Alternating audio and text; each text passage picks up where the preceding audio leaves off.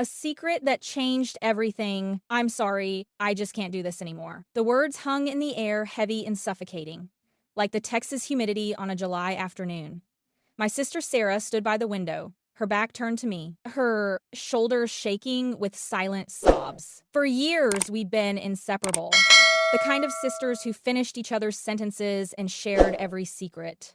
But there was one secret she'd kept hidden, even from her fiancé Mark. Sarah had known since her early 20s that she could never have children, a medical reality she'd buried deep under layers of denial and carefully constructed lies. Mark, on the other hand, was a man who lived for the future. A future filled with bedtime stories and little league games. He'd talk about it constantly, his eyes lighting up whenever he saw a stroller in the park. And Sarah?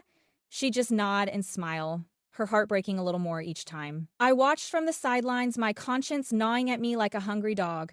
I'd urged her to tell him, warned her that a marriage built on a lie was a house built on sand. But she was terrified of losing him, convinced that the truth would be the end of them. Then came the night of the engagement party. The champagne was flowing, the laughter was loud, and Mark was more radiant than I'd ever seen him. He raised a glass, his voice thick with emotion, and made a toast to the beautiful children they'd one day raise together. I looked at Sarah. She was pale, her eyes darting around the room as if looking for an escape.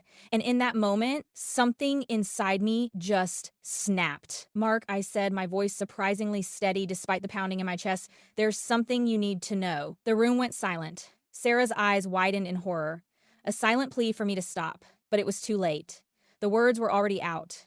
The truth, sharp and jagged, finally exposed. The fallout was immediate and devastating. Mark's face went from confusion to disbelief to a cold, hard anger I'd never seen before. He left that night and he didn't come back. Now, my sister won't even look at me. My parents say I've ruined her life, that I had no right to interfere in her private affairs. And maybe they're right. Maybe I was out of line. But as I watch Sarah stare out that window, I can't help but think, isn't the truth, however painful, always better than a life lived in the shadows? Because even the most beautiful lie is still just a lie.